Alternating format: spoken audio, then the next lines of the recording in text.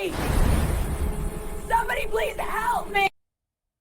The scream cut through the chaos like a blade rising above the shriek of smoke alarms that had been wailing through the Lakewood Grand Hotel since exactly 5:47 in the morning. Ethan Cole was already on his feet before his mind could catch up with what was happening, his body responding to that desperate cry, the same way it had responded to hundreds of emergencies over 5 long years of running into burning buildings while everyone else ran out. 7 floors of concrete and fire stood between him and that voice, between him and a woman he had never met, whose face he had never seen, whose name he would not learn until hours later, when she would walk into the most important job interview of his life and change absolutely everything. But in this moment, Ethan did not think about the interview that was supposed to happen in just 3 hours, the one that could finally save his daughter's future and pull them both back from the edge of financial ruin. He did not think about the suit he was wearing, the one he had borrowed from Mr. Chen next door, because he could not afford to buy his own, the suit that was now beginning to singe and smoke from the heat that was growing more intense with every passing second. He did not think about his left knee, the one that doctors had warned would never hold up to this kind of punishment again. The knee that had ended his career and shattered every dream he had built over 34 years of life. He only thought about her. The stairwell was a tunnel of smoke and brutal, punishing heat that seemed to press against his skin like a living thing trying to force him back. Each step sent pain shooting through that damaged left knee like a knife, twisting in old wounds that had never fully healed and probably never would. That knee was a permanent reminder of the warehouse collapse 2 years ago, the night that had ended his career as a firefighter and taken away the only identity he had ever known. But Ethan Cole had spent 5 years running into burning buildings when everyone else ran out, and his body remembered the rhythm of rescue even when his mind wanted desperately to forget. Muscle memory took over as he climbed his breathing automatically, adjusting to the smoky air, his eyes scanning for the clearest path forward, his hands reaching out to test each door he passed. 4th floor. The smoke grew thicker here, swirling in gray and black clouds that stung his eyes and made every breath feel like inhaling broken glass. His lungs burned with the effort of pulling oxygen from the air that seemed to have none left to give. 5th floor. The heat became almost unbearable, pressing down on him from above like a physical weight. Sweat poured down his face, mixing with the ash and soot that was already coating his skin. The borrowed suit was ruined, now he knew that without looking, but it did not matter. Nothing mattered, except reaching that voice. 6th floor. He could hear the fire now, really hear it, not just the distant crackle and pop, but the full-throated roar of flames consuming everything in their path. It sounded like a beast awakening from ancient slumber, hungry and angry, and utterly without mercy. The walls themselves seemed to groan under the assault. 7th floor. Ethan pushed through the stairwell door and stepped into what could only be described as hell itself.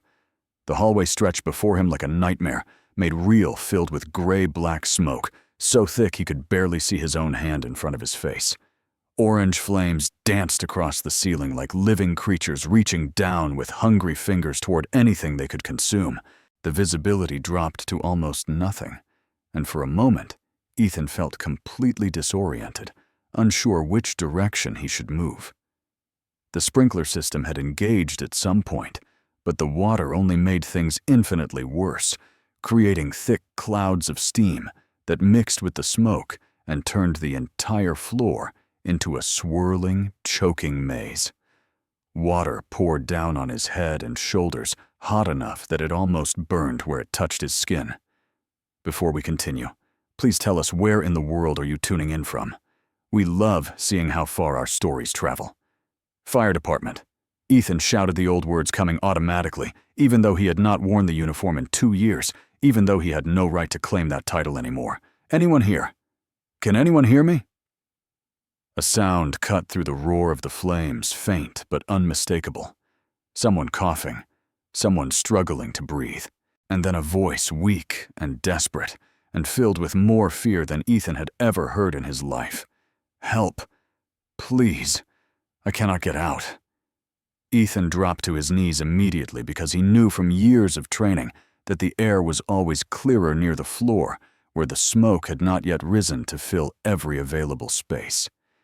He began to crawl toward the sound, moving as quickly as he could, while still testing the floor ahead of him for any signs of weakness or collapse.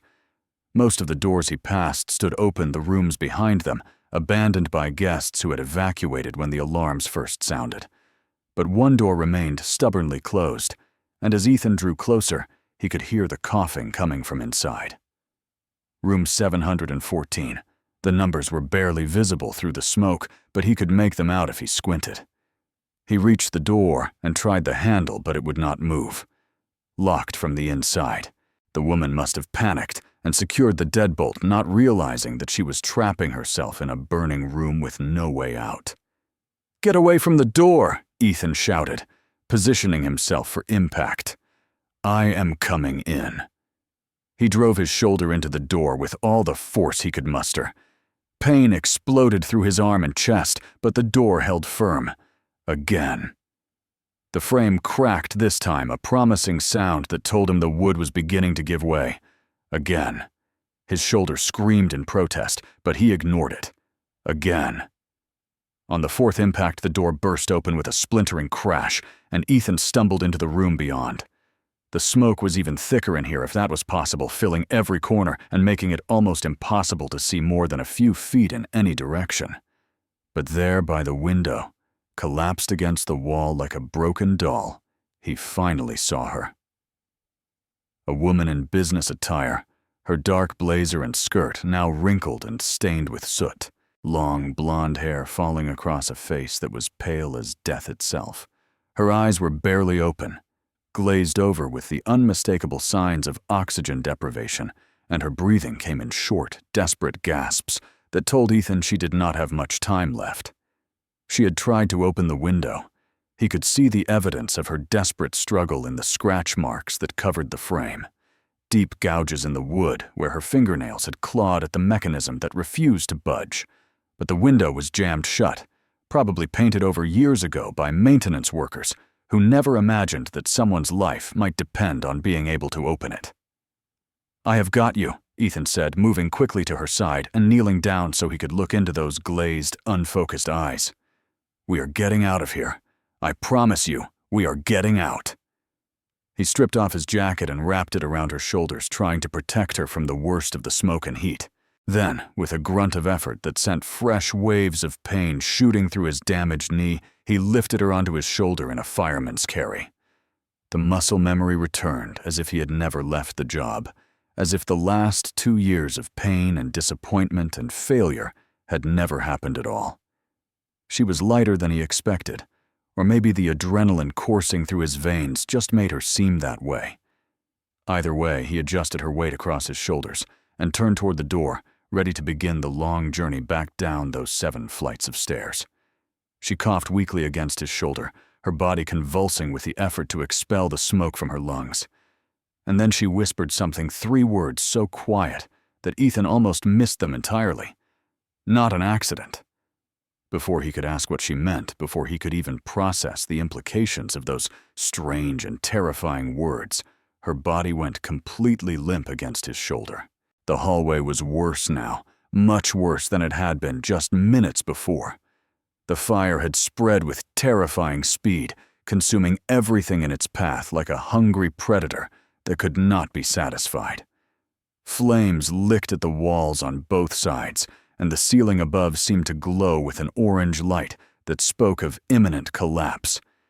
Ethan moved as fast as his damaged knee would allow, half running and half limping toward the stairwell door, with the unconscious woman draped across his shoulders. Every step was agony, the joint grinding and protesting with each impact, but he refused to slow down. He could not slow down. Her life depended on him reaching those stairs, and he would not let her die. Not today. Not like this. Behind him, a window exploded with a sound like a gunshot, the glass shattering outward as the fire found fresh oxygen to feed its hunger. The sudden rush of air turned the hallway into a wind tunnel, and for one terrifying moment, Ethan felt the flames reach toward him like grasping hands. He threw himself through the stairwell door and slammed it shut behind him, cutting off the worst of the heat and smoke. But there was no time to rest, no time to catch his breath or assess the damage to his lungs. 7 floors still separated them from safety, and he could already hear the fire beginning to work its way into the stairwell behind them. 7 floors down. His knee screamed with every step, the pain so intense that he had to bite his lip to keep from crying out. But the joint held. Somehow, despite everything the doctors had said, despite all the warnings about permanent damage and the risk of complete collapse, his knee held.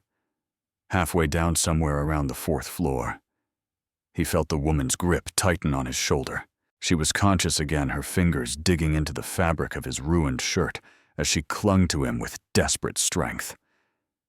She did not speak, did not make any sound, except for the ragged gasping of her breath, but she was holding on. She was fighting to survive. That grip gave Ethan the strength to keep going. 3rd floor, 2nd floor, 1st floor. He burst through the lobby door into a scene of controlled chaos that somehow seemed more overwhelming than the fire itself. Fire trucks were pulling up outside the main entrance, their lights flashing red and white against the pre-dawn darkness. Paramedics rushed toward him from every direction, their faces a blur of concern and professional urgency. Strong hands reached out to take the woman from his shoulders, and Ethan let her go with a reluctance that surprised him. He watched as they laid her gently on a stretcher, as they pressed an oxygen mask to her face and began checking her vital signs with practiced efficiency. Her chest rose and fell with each breath, and that simple movement filled him with a relief so profound that his own knees nearly buckled. She was alive. Whatever happened next, whatever consequences awaited him for the interview, he had almost certainly missed. At least she was alive. And then her eyes opened. They were blue. He realized now that the smoke had cleared enough for him to see properly. A deep, striking blue that seemed to hold intelligence and determination, even in their current glazed and unfocused state.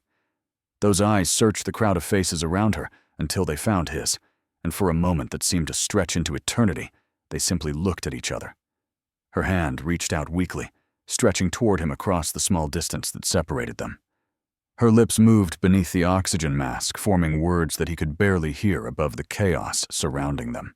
"Not an accident," she whispered again, her voice stronger now, but still filled with that strange urgency that made the hairs on the back of his neck stand up. Someone deliberately. Before she could finish, before she could explain what she meant, or give him any context for understanding those terrifying words, her eyes fluttered closed, and her hand fell back to her side. The paramedics wheeled her toward the waiting ambulance, and within moments, she was gone, disappearing into the flashing lights and organized chaos of the emergency response. Ethan stood frozen in the hotel lobby, watching the ambulance pull away with its precious cargo. His clothes were ruined, his lungs burned with every breath, and his knee throbbed with a deep, persistent pain that told him he had pushed it far beyond its limits. But none of that mattered. What mattered was those 3 words. Not an accident. "Sir." A woman's voice cut through his thoughts, sharp and professional. "Sir, I need to speak with you." Ethan turned to find a detective standing in front of him, her badge glinting in the emergency lights. She was perhaps 40 years old, with short dark hair, and eyes that seemed to see everything. The badge identified her as Jennifer Walsh Arson Investigation Unit. "I am Detective Walsh," she said, confirming what he had already read. "This fire shows signs of being deliberately set. I need your statement about what you saw up there, what you experienced. Arson." The word connected with something the woman had whispered, falling into place like a puzzle piece that completed a picture he had not even known existed. Not an accident. Someone deliberately. But Ethan could not deal with this now, not when there was somewhere else he desperately needed to be, somewhere that his daughter's entire future depended on him showing up. "Here is my number," he said, pressing an old business card into the detective's hand. It was a card from his firefighting days, outdated and worn, but it had his cell phone number on it. "I will call you back. I promise. I will tell you everything I saw. But right now, right this second, I have somewhere I have to be." Detective Walsh looked like she wanted to argue, her mouth opening to protest, but something in Ethan's face must have convinced her, because she simply nodded and stepped aside. "Do not leave town," she said as he pushed past her, "and call me. Today." Ethan did not answer. He was already moving toward the door, already disappearing into the Chicago dawn that was just beginning to paint the sky in shades of pink and gold. He left behind the sirens and the smoke, the flashing lights and the shouting voices. He left behind the woman whose life he had just saved, the woman whose name he did not know, whose face he would not be able to forget, no matter how hard he tried. But he did not leave behind her words. Those 3 words followed him out into the cold morning air, echoing in his mind with every step he took. Not an accident. The darkness of the hotel room pressed in around Ethan Cole like a physical weight as his eyes snapped open at 4:47 in the morning, exactly 13 minutes before his alarm was set to go off. It was not because he had slept enough, not by any stretch of the imagination. He had only managed 3 fitful hours of rest, his sleep interrupted at 2 in the morning when the sound of coughing had pulled him from whatever troubled dreams had been playing behind his closed eyes. Lily, his 6-year-old daughter, the center of his universe, the only thing that had kept him going through the darkest moments of the past 2 years. She had started coughing in the middle of the night, that terrible wet sound that always made his heart clench with fear, because he knew exactly what it meant. Ethan had spent an hour sitting beside her small bed in the hotel room they were sharing, holding the nebulizer mask to her face with gentle, steady hands, while she breathed in the medication that would open her airways and stop the frightening wheeze that accompanied each inhale. His mother, Eleanor, had offered to come with them on this trip to help watch Lily, while Ethan focused on the interview that could change everything. But the hotel room only had 2 beds, and they could not afford a second room. So Eleanor had stayed home with a promise to be available by phone if anything went wrong. While Lily breathed in the medicated mist, Ethan had read her favorite story, the one about the brave little lighthouse that stood strong against the storm and guided the lost ships safely home. He knew every word by heart now, had read it so many times that he could recite it with his eyes closed, but Lily never tired of hearing it. There was something about that lighthouse, something about its unwavering determination to shine its light, no matter how dark the night became, that seemed to speak to her young soul. Her breathing had evened out eventually, the terrible wheezing fading to something closer to normal, and she had fallen asleep, curled against his chest, with one small hand gripping the fabric of his shirt, like she was afraid he might disappear if she let go. Her blonde curls, so like her mother's had been before Jennifer had walked out of their lives, were damp with sweat from the exertion of the coughing fit. But she was breathing. She was alive. And that was all that mattered. Now Ethan sat on the edge of his own bed in the gray pre-dawn light, staring at his phone with an expression that could only be described as desperate hope, mixed with crushing reality. The numbers on the screen told a story that no amount of positive thinking could change. Bank balance $387.42. That was everything. Every penny he had managed to scrape together over the past month, from odd jobs and temporary work, and selling things he could not really afford to part with. It was supposed to last them through the end of the month, supposed to cover food and gas, and the small emergencies that always seemed to crop up when you could least afford them. But it would not cover the medication that Lily needed to breathe. Her asthma medication cost $312 every month, a number that had seemed almost manageable back when Ethan had a real job with real insurance, but that now loomed over them like a mountain they could never hope to climb. Without that medication, Lily would end up in the hospital. She had ended up there twice already since his insurance had lapsed, and each time the bills had pushed them further into a hole that seemed to have no bottom. Rent was due in 5 days, $1,350 for the tiny 2-bedroom apartment that was not much, but was at least safe and clean, and close to the school that Lily had just started attending. If they missed another payment, the landlord had made it clear that his patience had run out. They would be on the street, and Ethan had no idea where they would go. The math did not work. It had not worked in months, no matter how many times he ran the numbers, no matter how many corners he tried to cut, or meals he skipped so that Lily could eat. But today was supposed to change everything. The interview at Hartwell Industries was scheduled for 9 o'clock, and it represented the first real opportunity Ethan had seen in the 2 years since his life had fallen apart. Operations manager. $52,000 a year with full benefits, including health insurance, that would cover Lily's medication and her doctor visits, and all the other expenses that came with raising a child who struggled to breathe.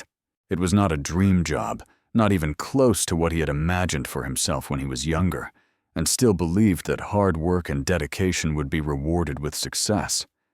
But it was a job that could save them both, and that was enough. That was more than enough. His mother, Eleanor, arrived at 5:15, slipping into the hotel room with the spare key he had given her, and moving through the space with the quiet efficiency of a woman who had spent her entire life taking care of others.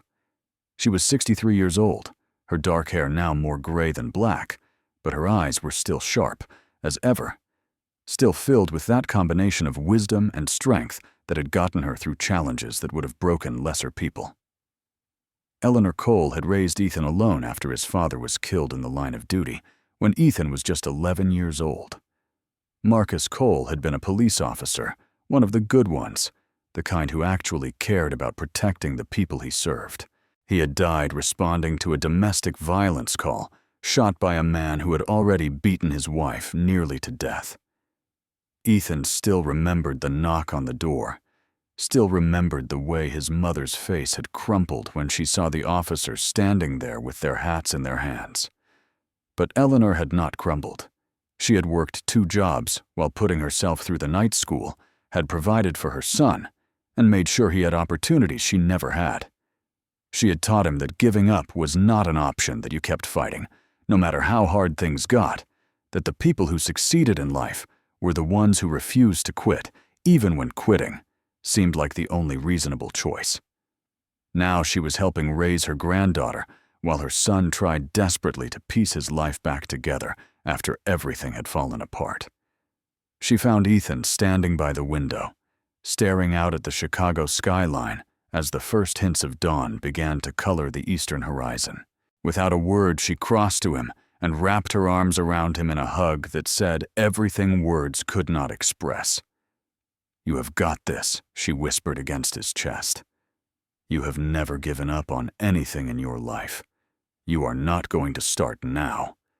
He did not tell her about the nights he had wanted to give up, the times he had sat in his car outside Engine Company 47, watching the trucks roll out to answer calls, remembering what it had felt like to belong somewhere, to be part of something bigger than himself. The nights when the weight of everything pressing down on him had seemed too heavy to bear, when he had wondered if Lily might be better off without a father who could not provide for her.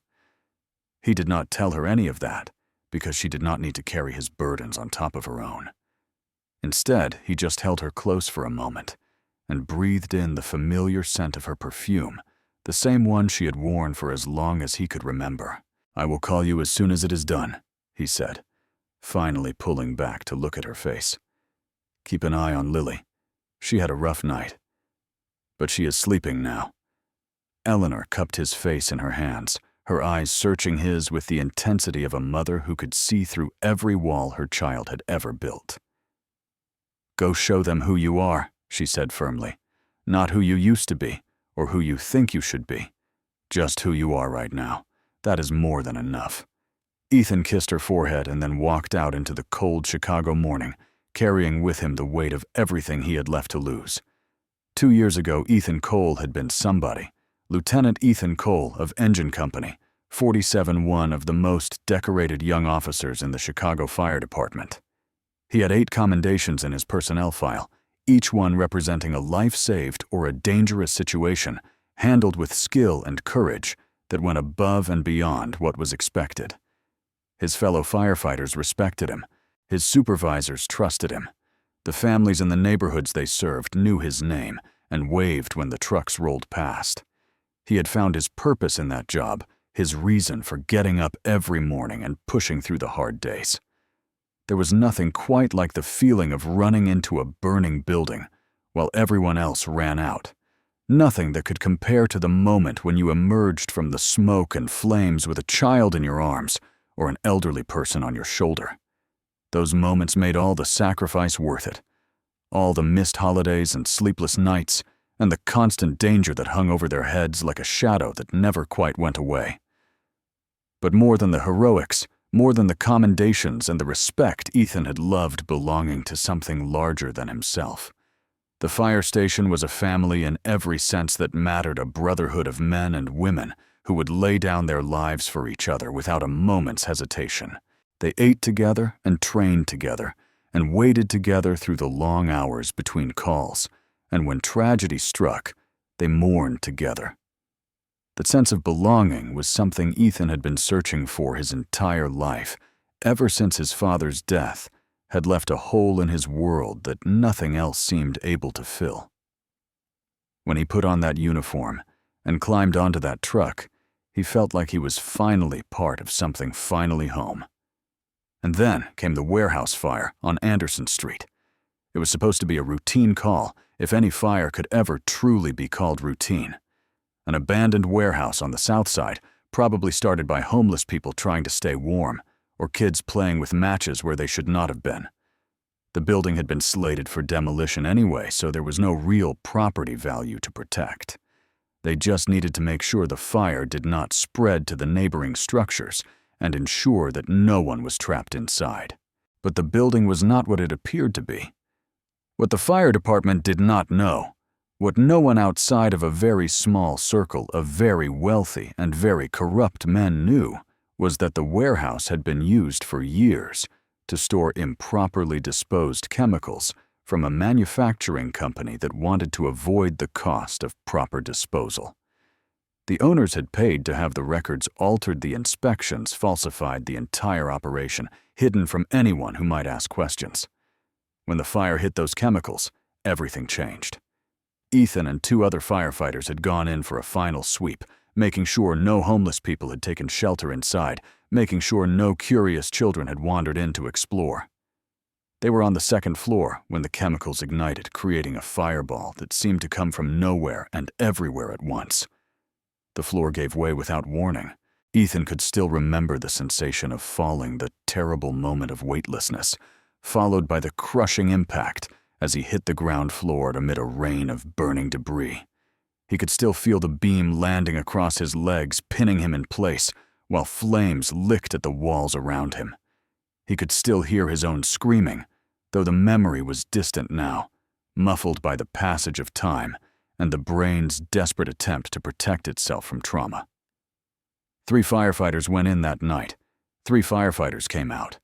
But only one of them could still walk without limping, and it was not Ethan Cole. The department doctors ran their tests and shook their heads with the kind of professional sympathy that somehow made everything worse. The damage to his knee was extensive, they explained. Multiple surgeries might improve his mobility, but they could never restore him to the physical condition required for active firefighting duty. He would always have pain. He would always have limitations. He would never again climb a ladder or carry a victim or do any of the things that had defined his life for the past 5 years. They offered him a desk job, administrative work, pushing papers and answering phones, watching from the sidelines, while his brothers and sisters went out to save lives. It was a kind gesture, he knew, that an attempt to keep him part of the family, even though he could no longer do the work that mattered. But Ethan could not do it. He could not sit behind a desk and pretend that was enough, could not watch the trucks roll out knowing he would never ride on them again. It would have been like asking a bird to be content in a cage, watching through the bars, while other birds soared free in the sky outside. So he took the medical discharge. He accepted the small pension that would barely cover groceries, and he walked away from the only life he had ever loved.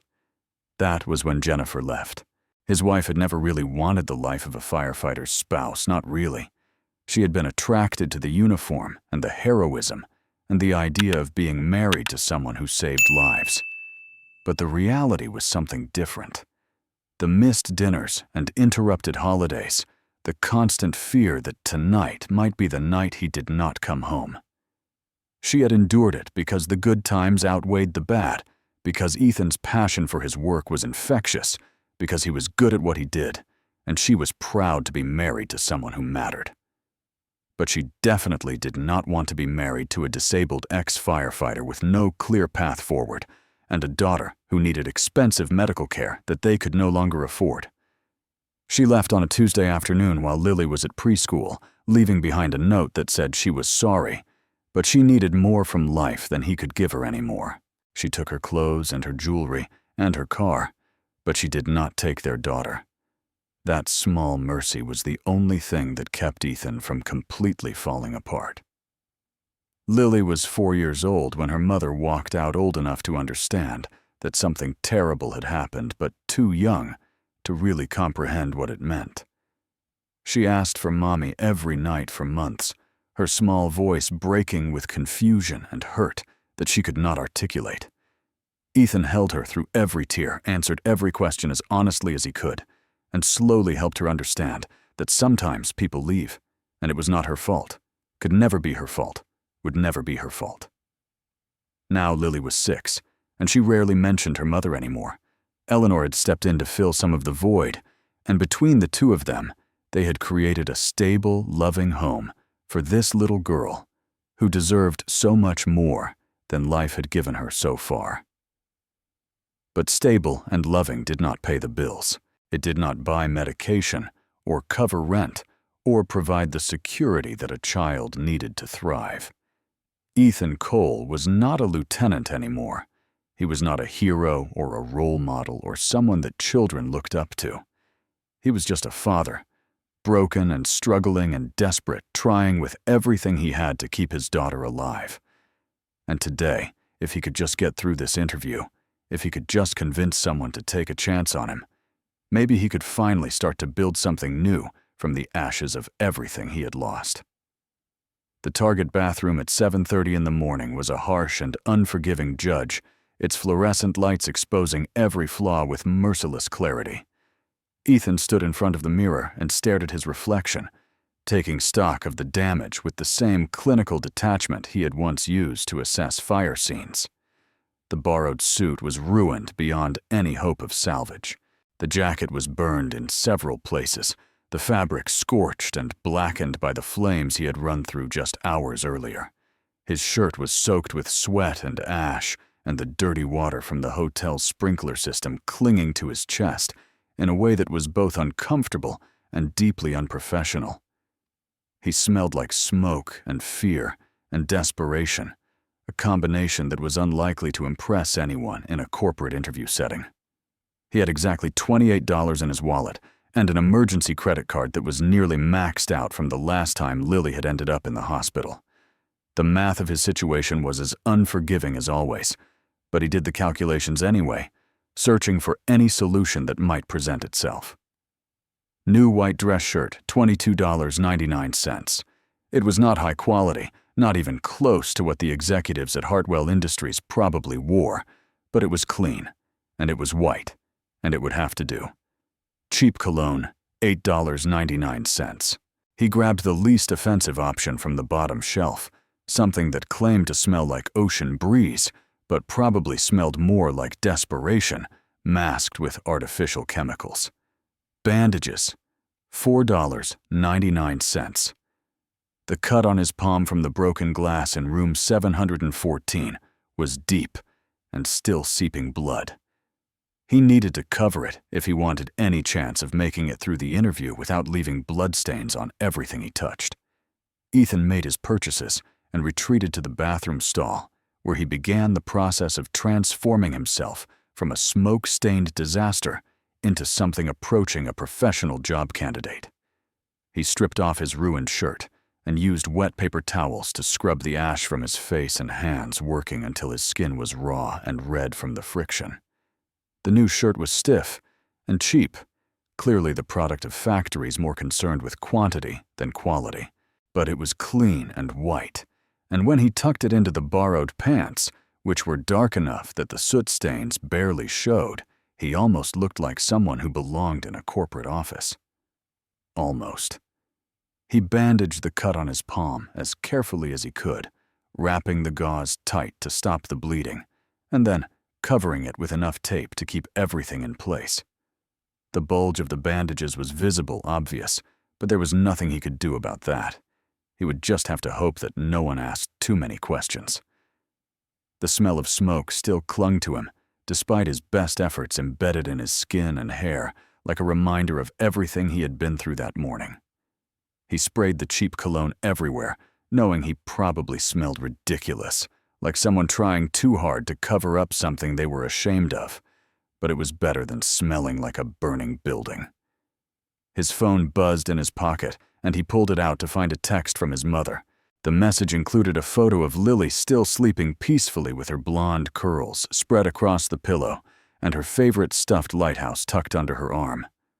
The text beneath the photo was simple but powerful. "She is still sleeping. I believe in you. She believes in you. Go show them what you are made of." Ethan stared at that photo for a long moment, letting his daughter's sleeping face fill him with something that felt almost like strength. He was doing this for her. Everything he had been through that morning, every step up those 7 flights of stairs, every burst of pain through his damaged knee, it had all been leading to this moment. This was his chance to provide for his daughter, to give her the life she deserved, to prove that he was not the failure he sometimes felt like. He squared his shoulders and walked out of the Target, heading toward the gleaming tower of Hartwell Industries that rose 18 stories into the Chicago sky. The building was everything Ethan was not. All glass and steel, it projected an image of success and power and absolute confidence. The lobby was polished marble and expensive art filled with people in tailored suits who moved with the easy assurance of those who had never worried about where their next meal was coming from. Security guards in crisp uniforms watched the door with professional alertness, and a reception desk that probably cost more than Ethan's annual salary gleamed under carefully designed lighting. He did not belong here. That much was obvious from the moment he walked through the doors.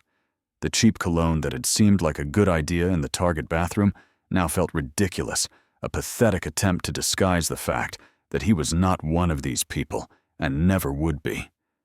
But Lily needed her medicine. Lily needed her father to walk into this building and convince someone that he was worth taking a chance on. Ethan kept walking. The conference room on the 8th floor was exactly what he expected, all leather chairs and expensive wood, and a view of the city that probably cost a fortune to look at. 3 people sat across the table, their faces arranged in expressions of professional neutrality that did not quite hide their skepticism. Kevin Shaw, VP of Operations, with silver-streaked hair and eyes that seemed to evaluate everyone and everything they looked at. He sat in the center chair, clearly the one in charge, and his posture radiated the confidence of a man who was used to getting what he wanted. Diana Wells, HR director, with a tablet in front of her, and a practiced smile that did not reach her eyes. She was already taking notes, probably cataloging every flaw in Ethan's appearance for later discussion. Robert Kane, CFO, who was checking his phone with the distracted air of someone who had more important things to do than interview candidates for positions that did not interest him. They tried not to stare at his bandaged hand. They tried not to notice the faint smell of smoke that no amount of cheap cologne could fully mask, or the way his new shirt did not quite match his borrowed pants, or the general air of desperation that probably clung to him like a second skin. But they noticed. Ethan could see it in their eyes. Mr. Cole Kevin Shaw began, his voice carrying the smooth confidence of a man who had conducted hundreds of these interviews and could probably predict exactly how each one would end. Your resume is impressive. 5 years with the Chicago Fire Department, rank of lieutenant, multiple commendations. But you left 2 years ago, and there has been a significant gap in your employment history since then. Can you explain? Ethan opened his mouth to deliver the rehearsed answer he had practiced in the mirror a dozen times, the one about pursuing new opportunities and wanting to transition into the private sector.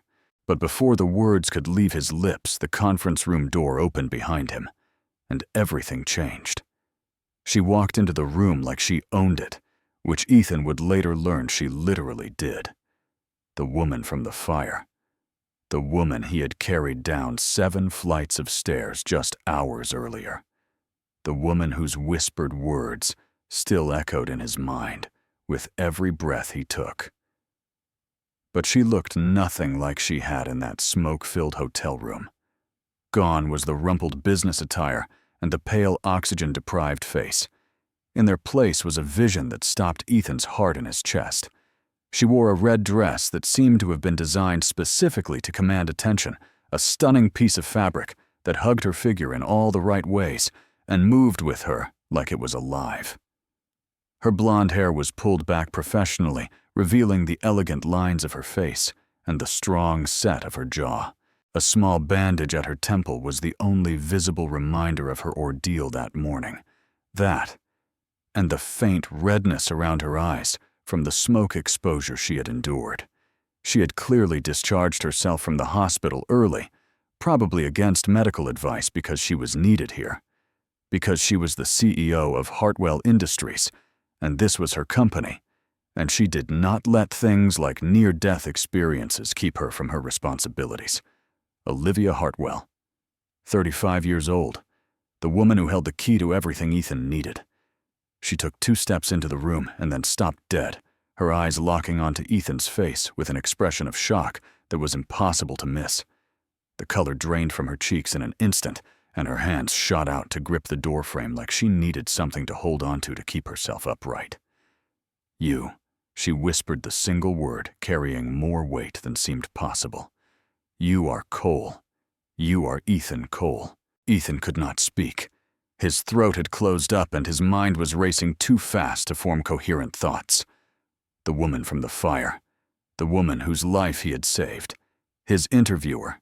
His potential savior. The same woman. What were the odds?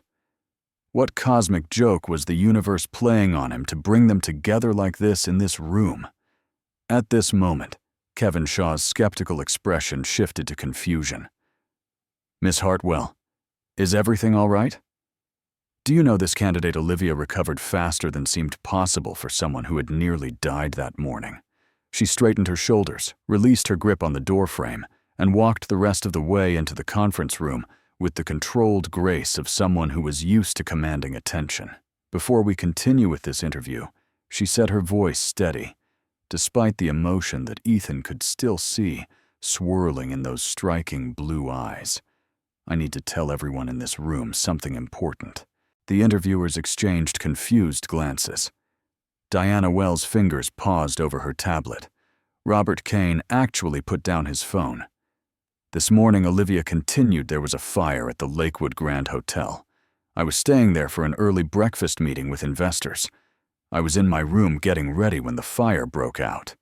She paused, and for just a moment, her carefully maintained composure cracked slightly. The memory of the smoke and the flames, the desperate clawing at the jammed window, the certain knowledge that she was going to die alone in that room, all of it flickered across her face before she pushed it back down. "This man," she said, gesturing toward Ethan, "ran into that burning building without protective equipment. He climbed 7 floors through smoke and flames. He kicked down my door. He wrapped me in his jacket and carried me down all 7 flights of stairs to safety." The silence in the conference room was absolute. Ethan could hear his own heartbeat pounding in his ears. And then he disappeared. Olivia finished, her eyes finding his across the room. Before I could thank him, before I could even ask his name, he just vanished into the morning, and I thought I would never see him again. She paused, something complicated moving behind her eyes. Now he is sitting here in my conference room, applying for a job at my company. Diana Wells' mouth fell open. Kevin Shaw's skeptical expression had been replaced by something closer to astonishment. Even Robert Kane looked up from his phone with genuine interest for the first time since Ethan had entered the room. "Mr. Cole." Diana said, her voice barely above a whisper. "Is this true?"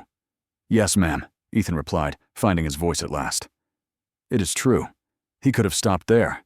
He could have let the moment stand, let the dramatic rescue speak for itself, let Olivia's gratitude translate into a job offer that would solve all his problems.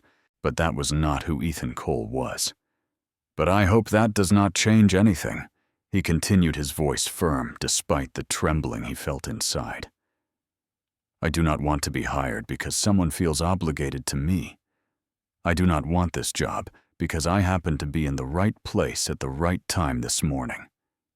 He saw surprise flicker across Olivia's face, but he pressed on. "I have a daughter named Lily. She is 6 years old, and she has severe asthma. Her medication costs more than our rent every month, and right now, I can barely afford either. She deserves a father who earns his living through skill and hard work, not through pity or guilt." His voice cracked slightly on the last word, but he forced himself to continue. "If I am not qualified for this position, I want you to tell me honestly, and I will walk out of here and find another way. But if you decide to hire me, I need it to be because I can do the job, not because of what happened this morning." The silence stretched for a long moment, filling the room with tension that was almost palpable. And then Olivia Hartwell smiled.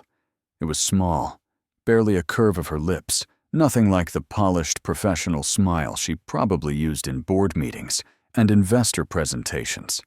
But it was real, in a way that transformed her entire face, softening the sharp angles and revealing something warm and genuine underneath.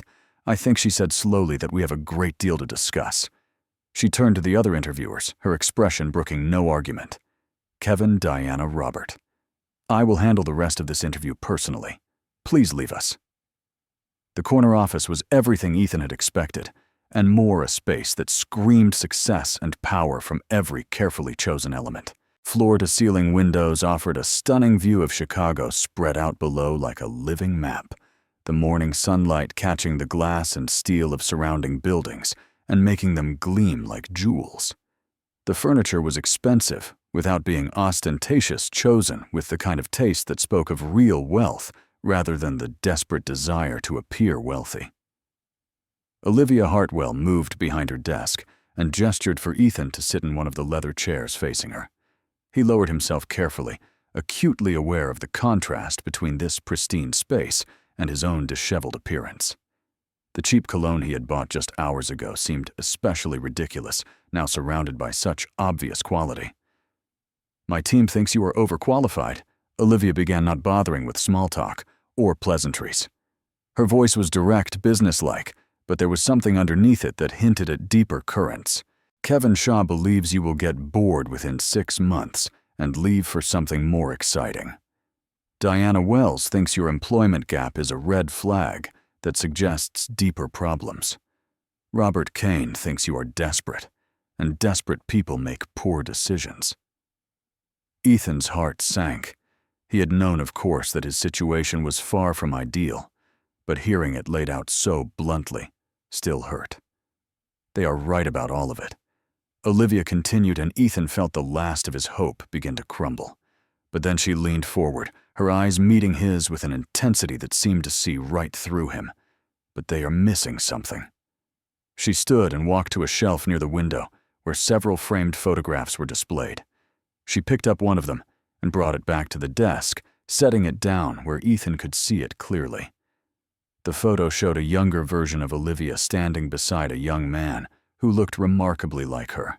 They shared the same blonde hair, the same strong jaw, the same bright intelligence in their eyes. They were standing in front of a Christmas tree, their arms around each other, their smiles so wide and genuine that it almost hurt to look at. "My brother Daniel," Olivia said quietly, her voice carrying a weight of grief that time had not fully healed. "He died 5 years ago. I am so sorry," Ethan said, meaning it. Olivia nodded, acknowledging his condolences, but her focus remained on the story she needed to tell. Daniel was 26 when he died. He was a safety engineer, one of the best. He believed that everyone deserved to work in a safe environment, that cutting corners and falsifying inspections was not just illegal, but morally wrong. He took that belief seriously. She picked up the photograph, cradling it gently in her hands. 5 years ago, Daniel was investigating a construction company called Meridian Construction. They were cutting corners everywhere, using substandard materials, falsifying safety inspections, bribing officials to look the other way. Daniel had compiled evidence that would have exposed everything, that would have shut them down and sent people to prison. Her voice hardened, taking on an edge that Ethan had not heard before. What Daniel did not know was that someone very powerful was secretly a major investor in that company. Someone who had been funneling money into Meridian for years, profiting from every corner they cut, every inspection they falsified. Daniel's report would have exposed not just the company, but this investor as well. She set the photograph down on the desk, her fingers lingering on the frame. The night before Daniel was supposed to file his report, the building he was inspecting caught fire. He did not make it out. Ethan felt cold spread through his chest. He knew where this story was going, could feel the pieces clicking into place in his mind. They ruled it an accident. Olivia continued, her voice barely above a whisper now. Electrical fault, they said. Case closed. No investigation, no questions, no justice. She looked up at Ethan, and in her eyes he saw the same fierce determination that had allowed her to discharge herself from a hospital and walk into an interview just hours after nearly dying. I never believed it. And this morning, when that fire started in my hotel room, when I realized that the window was jammed and the door was locked and there was no way out, I knew. I knew that whoever killed Daniel was coming for me too. The words hung in the air between them, heavy with implication. Olivia slid a folder across the desk toward Ethan. Director of Safety and Crisis Management, she said. Salary of $72,000. Full benefits including health insurance that will cover your daughter's medication. I have been trying to convince my board for 2 years that we need this position. They kept telling me it was unnecessary, an expense we could not justify. Her eyes met his, fierce and unwavering. This morning changed everything. I almost died because safety protocols failed, because someone decided that cutting costs was more important than protecting lives. I am not going to let that happen to anyone else. She leaned forward, her voice dropping to something that was almost intimate. I am not offering you this job because you saved my life, Ethan. I am offering it because you are exactly the kind of person who should be doing this work. Someone who runs into burning buildings instead of away from them. Someone who understands that safety is not just paperwork and procedures. It is about making sure people get to go home to their families at the end of the day. She glanced at the photograph of her brother. Daniel was like that. I think you are too. The first week at Hartwell Industries felt like walking into a war zone where no one would admit that a war was being fought. Kevin Shaw made his opposition clear from the very first day. He appeared in Ethan's small office, which was really just a converted supply closet, with a window, his arms crossed, and his expression radiating disapproval. 12 years, Kevin said, his voice carrying the smooth confidence of a man who was used to getting his way. 12 years we have operated this company without a director of safety. No major incidents, no lawsuits, no problems. And now you show up out of nowhere, and suddenly we need an entire department devoted to something we have managed just fine without. There was something in Kevin's eyes that went beyond professional disagreement, something personal that Ethan filed away for later consideration.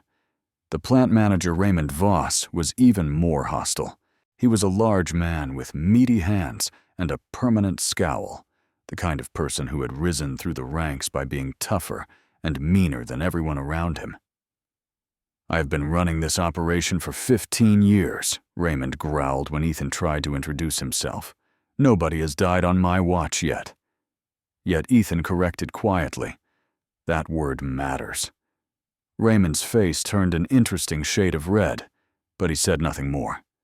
Despite the resistance, Ethan threw himself into the work with the same determination that had carried him up 7 flights of burning stairs.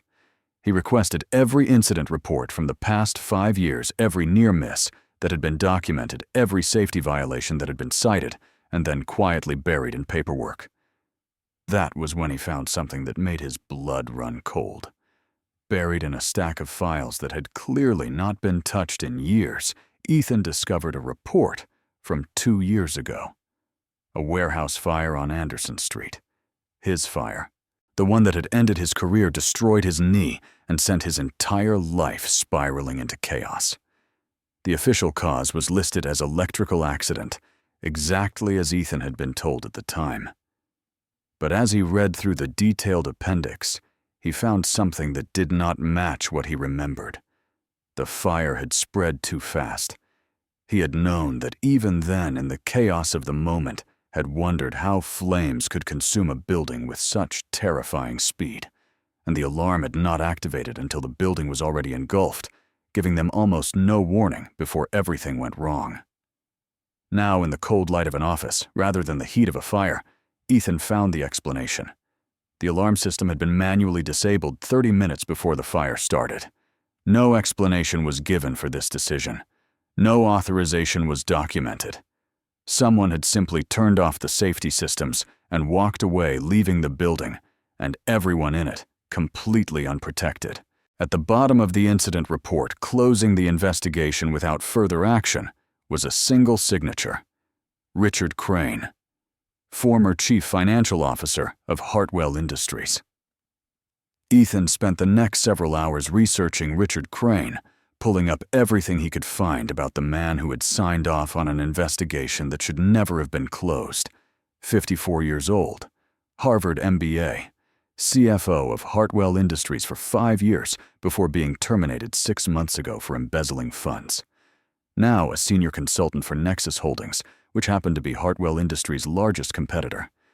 And here was the connection that made everything click into place, like the final piece of a puzzle he had not even known he was assembling. The warehouse on Anderson Street, the one that had burned and collapsed and ended Ethan's career, had been owned by a subsidiary of Nexus Holdings.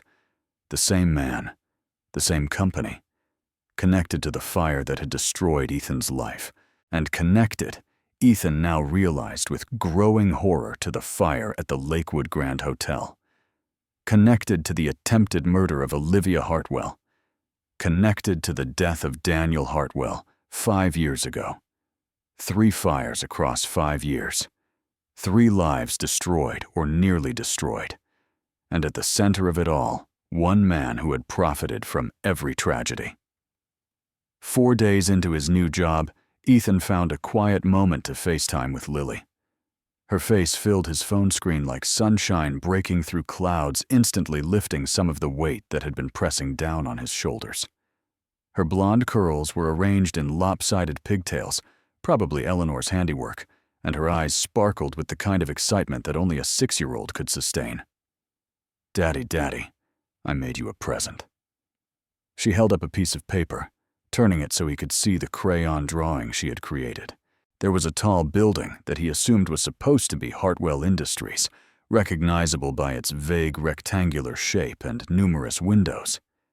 Next to it stood 2 stick figures, one with short brown hair that was clearly meant to be him, and another with long yellow hair, wearing what appeared to be a red triangle. "That is you at your new job," Lily explained proudly. "And that is your boss lady, the one on TV." Ethan smiled despite the heaviness in his chest. "It is beautiful, sweetheart. Why did you decide to draw my boss?" Lily tilted her head to one side, her expression becoming suddenly serious, in the way that children sometimes did when they were processing thoughts too big for their small minds. "Because she looked sad on TV," Lily said simply. "When they were talking about the fire, she looked like she does not have anyone to draw pictures for." Ethan felt something crack open in his chest. Everyone needs that, Daddy. Everyone needs someone to draw pictures for them. His 6-year-old daughter, with her innocent wisdom and her open heart, had seen something that most adults would have completely missed. She had looked at Olivia Hartwell, CEO of a major corporation, survivor of an attempted murder, and had seen not power or success or intimidation. She had seen loneliness. "You are very smart, you know that." Ethan said, his voice thick with emotion. Lily grinned, revealing the gap where she had recently lost her first tooth. "I know. Grandma says I got the smart from you. The warmth of that conversation stayed with Ethan as the days continued, helping him push through the resistance and hostility he faced at every turn. But on day 12, everything changed. He arrived at work to find security guards waiting for him in the lobby. Mr. Cole. The head of security, a stern-faced man named Thompson, stepped forward with an expression that was carefully neutral. You have been suspended, pending investigation. Please surrender your badge. Ethan's stomach dropped. Suspended? For what? Please come with me. In the HR conference room, Diana Wells sat across from him, unable to meet his eyes. Her practiced smile was nowhere to be seen, replaced by an expression of genuine discomfort. We received an anonymous complaint. She explained, her voice carefully measured. Claims that you falsified your safety certifications. Claims that you are pursuing an inappropriate relationship with Miss Hartwell. That is fabrication, Ethan said, his voice steady despite the anger building in his chest. Complete and total fabrication. Someone is trying to destroy me. Until we complete our investigation, you cannot access company premises. Diana finally met his eyes, and in them he saw something that might have been sympathy. I am sorry, Mr. Cole. These are serious allegations. 1 hour later, Ethan sat alone in his car in the parking garage, trying to process what had just happened. His phone rang with an unknown number. Mr. Cole. The voice on the other end was smooth and cultured, dripping with a contempt that was barely disguised. I do not believe we have met formally. My name is Richard Crane. Ethan's grip tightened on the phone. I know who you are. I know what you have done. Do you? Richard laughed, the sound carrying genuine amusement. Then you know that I do not lose. Ever. You should have stayed in your lane, Mr. Cole. You should have taken the job and collected your paycheck and kept your nose out of things that do not concern you. You killed people, Ethan said, his voice low and dangerous. You almost killed Olivia. Prove it. The amusement in Richard's voice was infuriating. You cannot. No one can. That is the beauty of doing things properly. Then why are you calling because I'm a reasonable man? Richard's tone shifted, becoming businesslike. Consider this your final warning. I have friends at Child Protective Services, a single father who just lost his job under a cloud of scandal, living in a rundown apartment, struggling to afford medication for his chronically ill daughter. That does not exactly paint a picture of stability, does it? Ethan felt his blood turn to ice. If you touch my daughter, I do not touch anyone. I never do. Not directly. Richard's voice hardened. But accidents happen. Investigations are opened. Children are removed from unsafe environments for their own protection. It is all perfectly legal, perfectly proper. No one could ever prove otherwise. The threat hung in the air like poison. Disappear, Mr. Cole. Take your daughter and leave Chicago. Forget that Hartwell Industries exists. Forget that you ever heard my name. And if I refuse, then you will lose the only thing that matters. The line went dead. Day 15 began like any other since his suspension, with Ethan sitting in his apartment trying to figure out how to fight an enemy who seemed to hold all the cards. The investigation was ongoing. His access to Hartwell Industries was revoked, and the threat against Lily hung over his head like a sword waiting to fall. He was making lunch when a knock came at his door. When he opened it, Olivia Hartwell stood in the hallway, still wearing her work clothes, her expression fierce with barely contained fury. "May I come in?" she asked, though her tone suggested she was coming in regardless of his answer. Ethan stepped aside and Olivia swept into his small apartment like a storm entering a harbor. She looked around, taking in the modest furnishings and the crayon drawings taped to the refrigerator, and something in her expression softened slightly. "I know what happened," she said, turning to face him. "I know who filed that complaint against you." It was Kevin Shaw. Ethan felt the pieces clicking into place. The hostility from the very first day. The personal edge to Kevin's professional disagreement. It all made sense now. Kevin has been feeding information to Richard Crane for months. Olivia continued, her voice tight with fury. Richard was his mentor years ago. He helped Kevin rise through the ranks, and Kevin has been loyal to him ever since.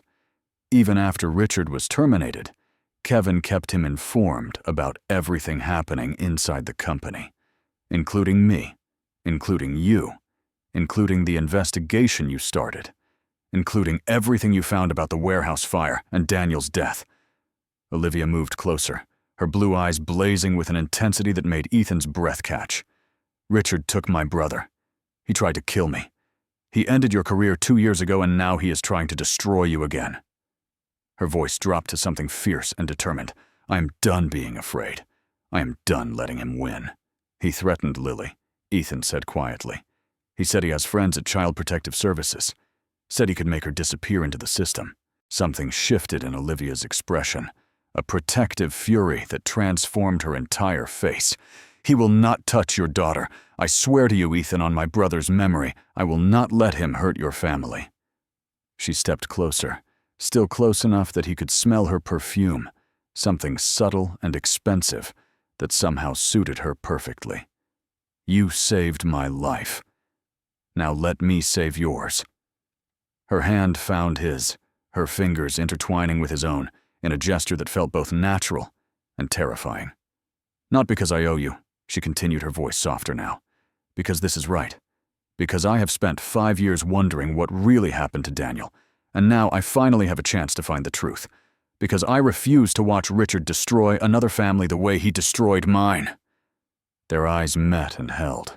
In that moment, something passed between them that went beyond gratitude, beyond the shared danger they faced, beyond the practical alliance of two people fighting a common enemy.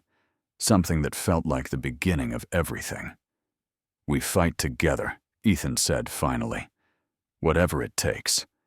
Whatever it takes, Olivia agreed. The following weekend, Ethan made a decision that felt both terrifying and absolutely necessary. He invited Olivia to meet his family.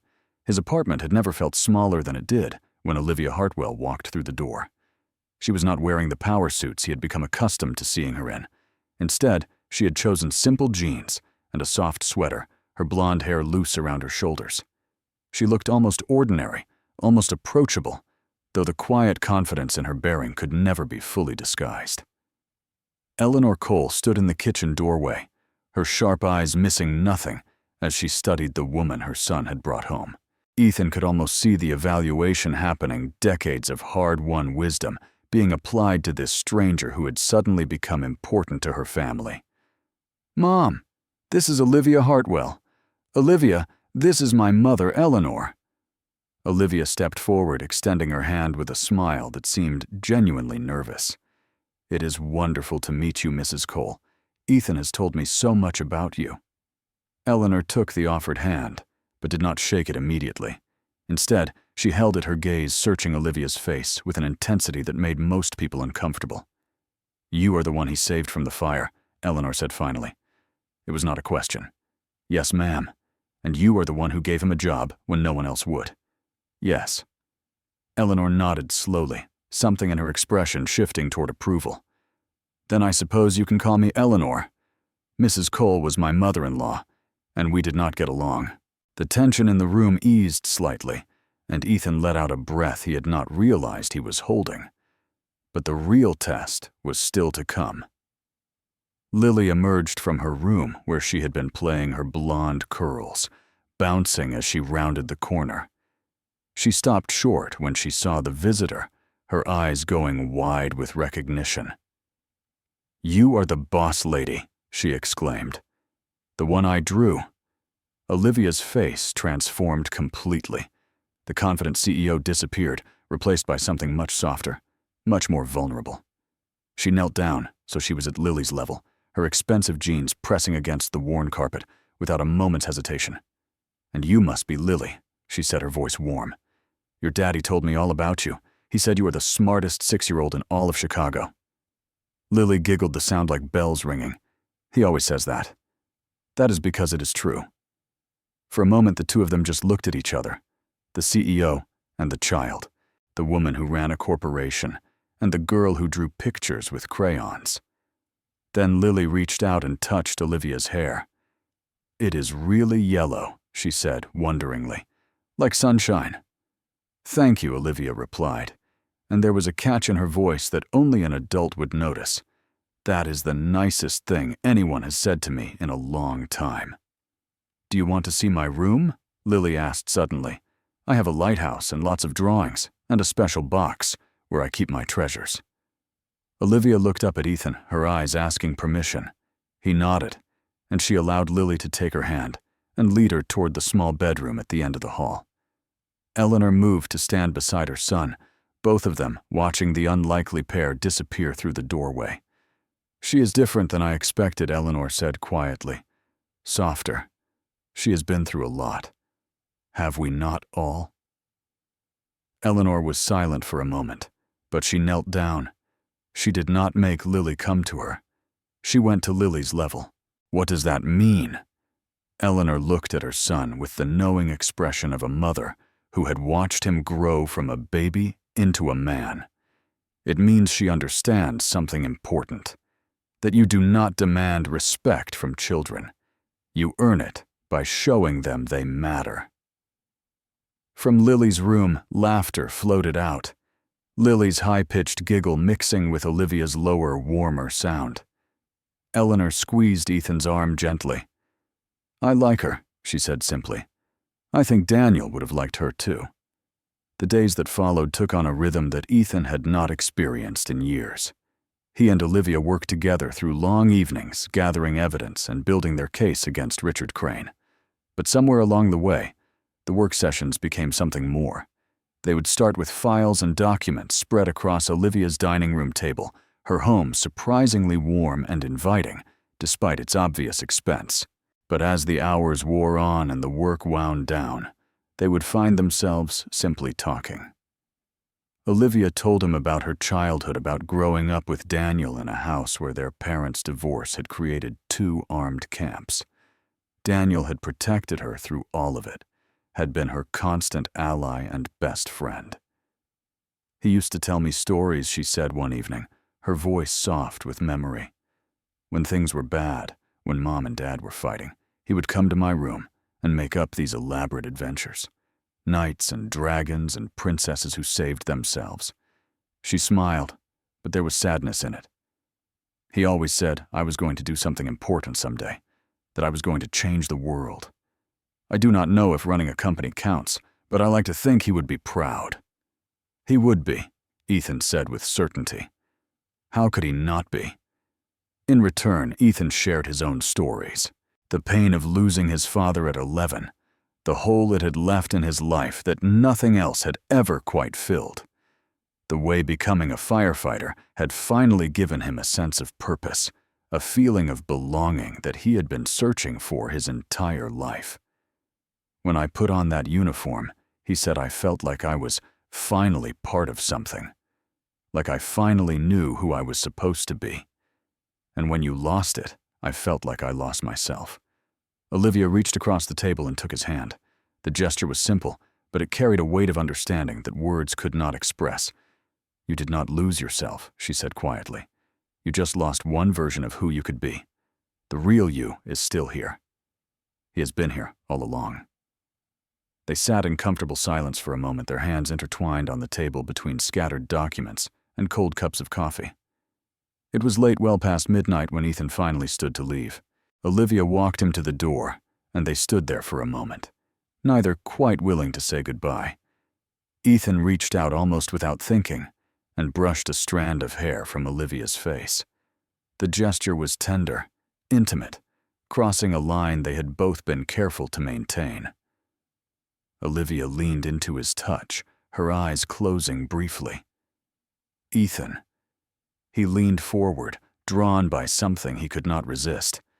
Their faces were inches apart, close enough that he could feel her breath warm against his skin.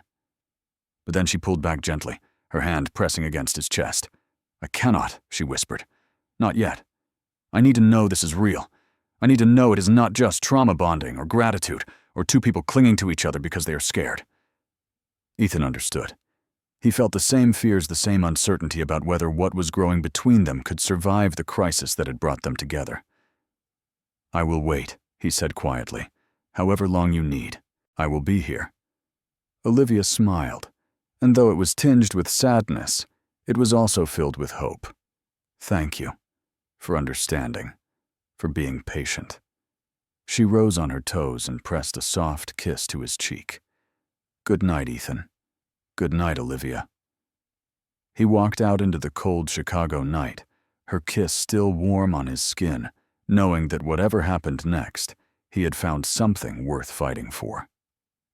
Day 18 started like any other, with Ethan making breakfast, while Lily chattered about her dreams, and Eleanor read the morning newspaper. But by mid-morning, everything had changed. The call came while Ethan was reviewing evidence files at his apartment. It was from the school, and the words cut through him like a knife. Mr. Cole, your daughter has had a severe asthma attack. The ambulance is taking her to Chicago General. The drive to the hospital was a blur of traffic lights and honking horns and prayers whispered under his breath. By the time he arrived, his hands were shaking so badly he could barely turn off the ignition. Eleanor was already there, her face pale but composed. She caught him as he burst through the emergency room doors. She is stable, Eleanor said quickly, her hands gripping his arms. They have got her on oxygen and nebulizers. She is going to be okay. But Ethan needed to see for himself. He pushed through to the pediatric unit following the nurse's directions until he found the right room. Lily looked impossibly small in the hospital bed, surrounded by beeping machines and tubes and wires that seemed designed to swallow her whole. An oxygen mask covered most of her face, and her chest rose and fell with each labored breath. But when she saw her father, her eyes lit up behind the mask. "Daddy!" she whispered, her voice muffled. Ethan was at her bedside in an instant, taking her small hand in his, fighting back the tears that threatened to overwhelm him. "I am here, baby girl. Daddy is here." He sat with her for hours, holding her hand, reading her favorite lighthouse story when she was awake enough to listen, watching her sleep when the exhaustion became too much. Eleanor came and went, bringing coffee and sandwiches that Ethan barely touched.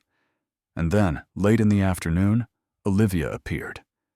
She stood in the doorway of Lily's room, still in her work clothes, her face showing the kind of fear that only comes from genuinely caring about someone. Eleanor had called her Ethan would learn later, had told her what happened and where to find them. I came as soon as I heard Olivia said quietly, her eyes moving from Ethan to the small figure in the bed. "Is she? She is stable. They think she will be okay." Olivia moved into the room slowly, as if approaching something sacred. She pulled a chair beside Ethan's and sat down, her shoulder pressing against his in silent support. "I brought something," she said, reaching into her purse. She pulled out a small stuffed lighthouse, clearly expensive, but also clearly soft and huggable. "I saw it in a shop window on the way here. I remembered you said it was her favorite story." Lily's eyes fluttered open at the sound of Olivia's voice. Through the oxygen mask, a smile spread across her face. "The boss lady," she whispered. "You came." "Of course I came," Olivia said, her voice catching. She placed the stuffed lighthouse on the pillow beside Lily. "I brought you a friend to keep you company." Lily's small hand found the lighthouse and pulled it close. Her eyes moved between her father and Olivia, and even through the exhaustion and the medication, something knowing flickered in their depths. "Will you stay?" she asked Olivia. "Please." Olivia looked at Ethan, her eyes asking permission. He nodded, unable to speak, past the lump in his throat. "I am not going anywhere," Olivia promised, reaching out to gently brush the hair from Lily's forehead. "I am staying right here." She looked at Ethan then, and in her eyes he saw something that went beyond friendship, beyond alliance, beyond gratitude. He saw love.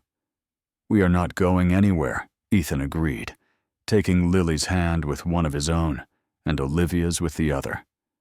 "We are all staying right here, together."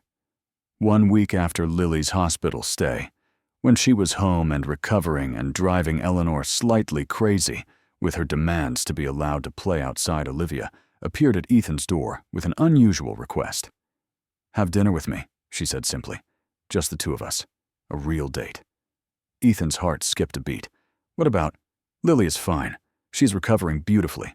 Eleanor already agreed to watch her. Olivia smiled, and there was nervousness in it that he had never seen from her before. "I have been thinking a lot about what I said before. about needing time, needing to be sure. She took a deep breath. I am sure, Ethan. I am terrified, but I am sure. 2 hours later, they sat across from each other in a small Italian restaurant that Olivia had discovered years ago, hidden away on a side street where tourists never ventured. The lighting was warm and intimate candles flickering on every table, the smell of garlic and fresh bread filling the air. Olivia was wearing the red dress, the same one she had worn on the day they met for the second time, the day she had walked into that interview and changed everything. Her blonde hair was down, cascading over her shoulders in soft waves, and her eyes sparkled in the candlelight. She looked beautiful. She looked terrifying. She looked like everything Ethan had never allowed himself to hope for. They talked about everything and nothing, favorite movies from childhood, embarrassing stories from their teenage years, the dreams they had abandoned, and the dreams they still held close. I always wanted to travel. Olivia admitted, twirling pasta around her fork. See the world. But there was always another meeting, another crisis, another reason to postpone. And then Daniel died, and I threw myself into work because it was easier than facing how much I had lost. And now I'm starting to think that maybe I have been hiding from life instead of living it. Ethan reached across the table and took her hand. She did not pull away. I know the feeling, he said quietly. After the accident, after Jennifer left, I told myself I was being strong, focusing on Lily, working to survive. But really, I was just afraid that if I let myself feel anything, it would hurt too much. What changed, Ethan looked at her, at this woman who had stumbled into his life through fire and smoke and emerged as something he had never expected to find. You, he said simply. You changed everything. After dinner, they walked along the Chicago waterfront, the city lights reflecting off the dark water like scattered diamonds. The air was cold, but neither of them seemed to notice. They stopped at a railing overlooking the lake, standing side by side in comfortable silence. Ethan took Olivia's hand, and she threaded her fingers through his as naturally as breathing. I do not know what this is, Olivia whispered. Not looking at him, I do not know where it is going, or if it makes any sense. A CEO and an ex-firefighter. A woman with a dead brother and a man with a broken knee. We should not work. Maybe not, Ethan agreed. But I want to find out. I want to try. Olivia turned to face him, her blue eyes reflecting the city lights. So do I. He kissed her then, there by the water with the cold wind swirling around them. It was tender and sweet, and scared two broken people reaching out for something beautiful in the darkness. When they finally pulled apart, both of them were smiling. So Olivia said, her voice slightly breathless, same time next week. It is a date. Day 20 dawned gray and cold, the kind of Chicago morning that seemed to promise nothing good. Ethan was in the kitchen making pancakes for Lily when the knock came at his door.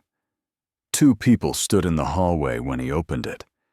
A man and a woman in business attire, their expressions carefully neutral, but their eyes filled with the particular kind of suspicion that came from dealing with the worst of humanity on a daily basis.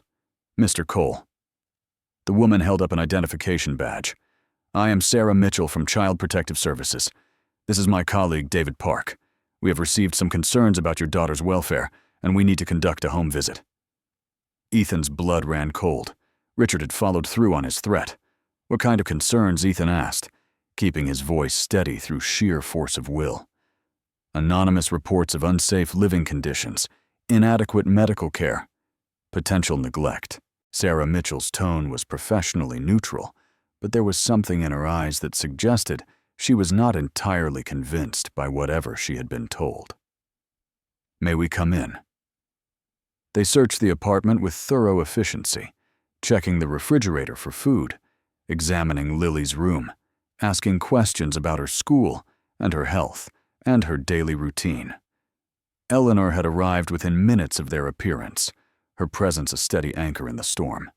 And through it all, Lily watched with wide, frightened eyes that nearly broke Ethan's heart. In the end, the CPS workers found nothing concerning.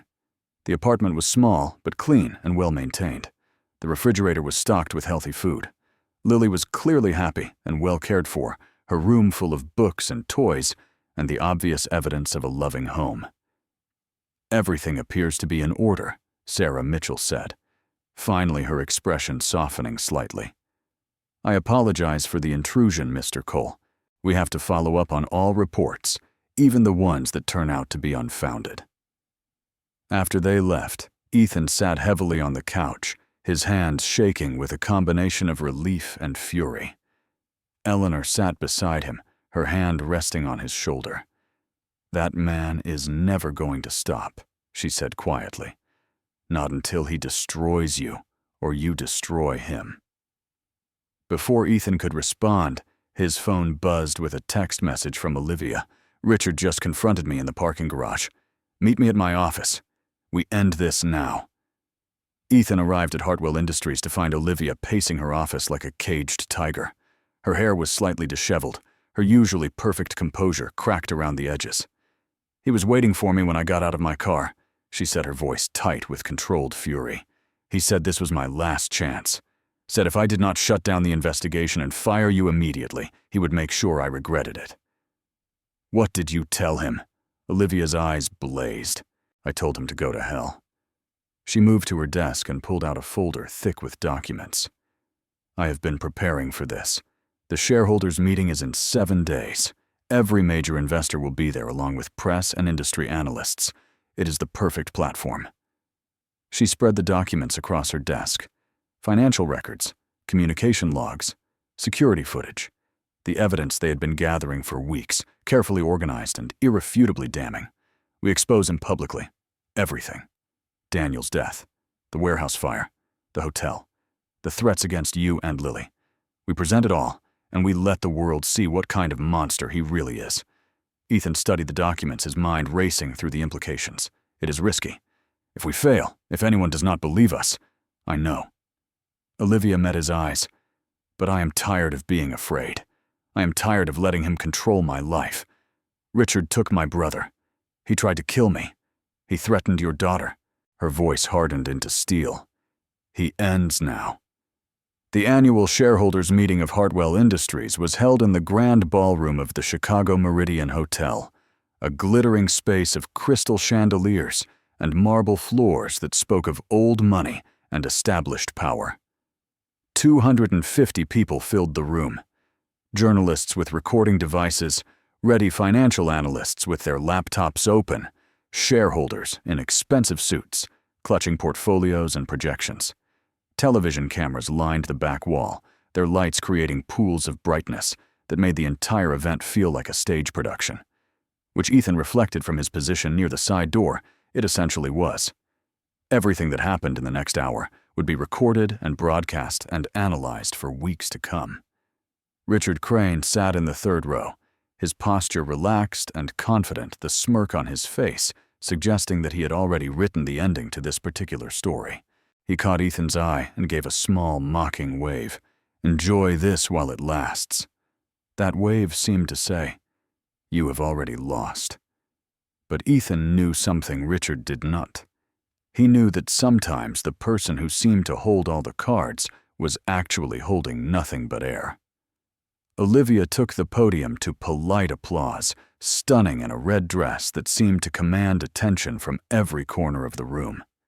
Her blonde hair was perfect, her makeup flawless, her expression revealing nothing of the nerves Ethan knew she must be feeling. "Thank you all for joining us today," she began, her voice carrying clearly through the ballroom. "Before we proceed with our financial presentation, I would like to introduce someone who has become vital to our organization's future." She turned to look at Ethan, her eyes meeting his with an intensity that spoke volumes. "Ethan Cole, our Director of Safety and Crisis Management." A murmur ran through the crowd. Some of those present had heard rumors about Ethan's suspension about the allegations that had been leveled against him. Richard's smirk widened into a genuine smile, but the smile faltered when Ethan walked confidently to the podium, showing no signs of the broken man Richard had tried to create. "Good morning," Ethan said, his voice steady and sure. What I'm about to show you will change the way you think about this company and the people who have tried to destroy it." He clicked the remote in his hand, and the first slide appeared on the massive screen behind him. The Anderson Street warehouse burning. The same building that had ended his career and nearly taken his life.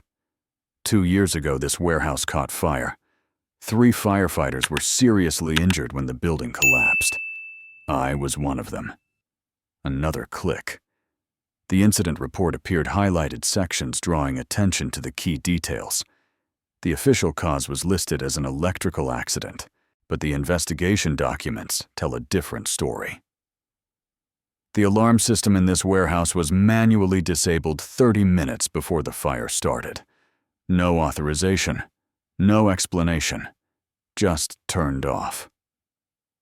The murmur in the crowd grew louder. Journalists were typing frantically on their devices. And this investigation, Ethan continued advancing to the next slide. It was closed without any further action by a single signature. Richard Crane's name appeared on the screen, his signature clearly visible at the bottom of the document. Richard shot to his feet. "This is defamation security. Remove this man immediately." "Sit down, Mr. Crane." The voice came from the side of the room where Detective Jennifer Walsh had emerged from a concealed position. 4 uniformed officers stood behind her. "Or, I will arrest you right here and now." Ethan continued as if there had been no interruption.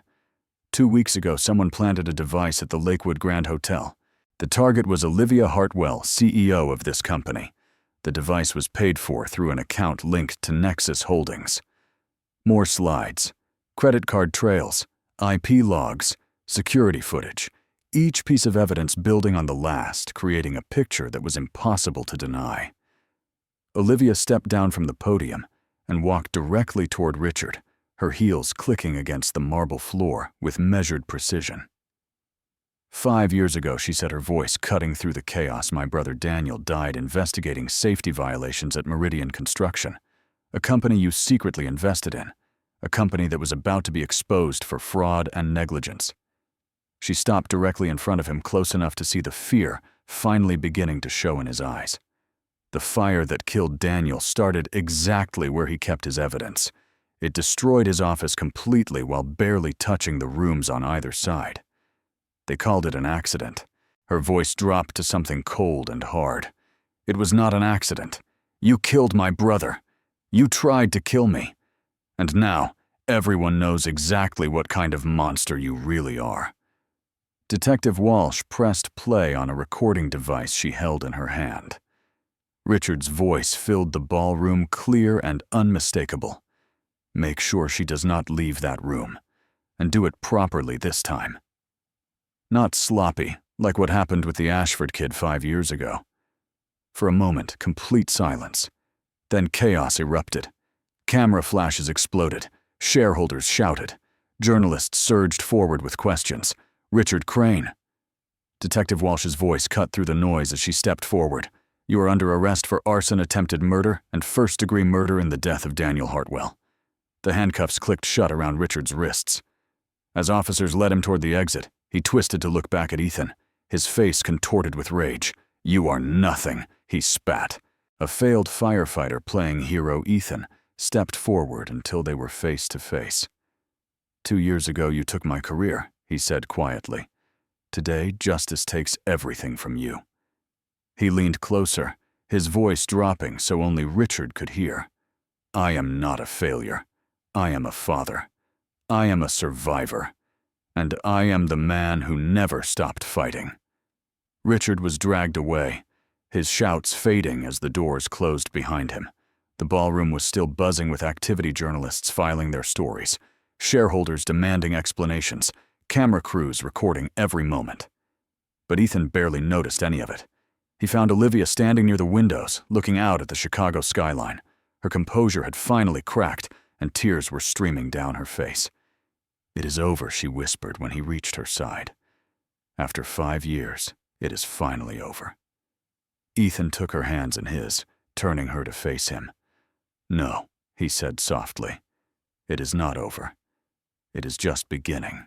She looked up at him, her blue eyes swimming with tears that were equal parts grief and relief. I spent 5 years wondering what really happened to Daniel. 5 years blaming myself for not being there, for not helping him, for not seeing the danger until it was too late. Her voice broke. And now I know. I know the truth. I can finally let him rest. Ethan pulled her into his arms, holding her close while she cried. Around them the chaos continued, but they existed in their own bubble of quiet, of shared pain, and shared triumph. Daniel would be proud of you, Ethan murmured against her hair. What you did today, standing up there and facing that monster in front of everyone. That took incredible courage. I could not have done it without you. Olivia pulled back to look at him, her hands resting on his chest. When you ran into that fire, when you saved my life without even knowing who I was, you gave me back something I had lost. What is that hope? She smiled through her tears. Hope that there were still good people in the world. Hope that maybe I did not have to fight alone. Ethan cupped her face in his hands, wiping away her tears with his thumbs. You will never have to fight alone again, he promised. Whatever comes next, we face it together. She rose on her toes and kissed him right there in the middle of the ballroom, with half of Chicago's financial press watching. It was not a careful kiss, or a hidden kiss, or a kiss they were ashamed of. It was a declaration. I love you, she whispered against his lips. I love you, Ethan Cole. I love you too, he replied, his heart fuller than it had been in years. Both of us. Me and Lily. We love you. 6 months had passed since that day in the ballroom, and the world had changed in ways that Ethan Cole could never have imagined. Richard Crane's trial had been swift and brutal. The evidence was overwhelming, and the jury took less than 4 hours to return a guilty verdict on all counts. He would spend the rest of his life in prison, his fortune seized, his reputation destroyed. Kevin Shaw had resigned in disgrace, his role as Richard's informant exposed during the trial. But justice, as satisfying as it was not what filled Ethan's thoughts as he stood in the kitchen of their new house, watching the morning light stream through the windows. The house had been Olivia's idea, a place where they could build something together, she had said, somewhere that was theirs, not his or hers, but theirs. It was larger than Ethan's old apartment, with a yard where Lily could play, and a room for Eleanor when she stayed over. The walls were covered with Lily's artwork, and a golden retriever named Cooper, rescued by Olivia after the hotel fire, slept in a patch of sunlight by the back door. It was not a mansion or a showplace. It was a home. Olivia appeared in the kitchen doorway, still in her pajamas, her blonde hair tousled from sleep. She moved to stand beside him, her head resting against his shoulder, as they watched Lily through the window. Their daughter was in the backyard, with Cooper throwing a ball that the dog retrieved with enthusiastic incompetence. Their daughter. The phrase still amazed him sometimes. 3 months ago, Lily had started calling Olivia Mommy Liv. It had happened naturally, without prompting or discussion. One morning at breakfast, Lily had asked Mommy Liv to pass the syrup, and both adults had frozen in place. Olivia's eyes had filled with tears. Lily had looked between them with confusion. Is that okay? She had asked, suddenly uncertain. I can call you something else if... It is perfect, Olivia had whispered, kneeling beside Lily's chair. It is absolutely perfect, sweetheart. Now, watching Lily play in the morning sunshine, Ethan felt something settle in his chest.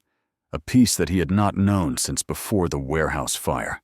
A sense of rightness that had been missing from his life for so long he had forgotten what it felt like. I talked to my mother last night, Olivia said quietly.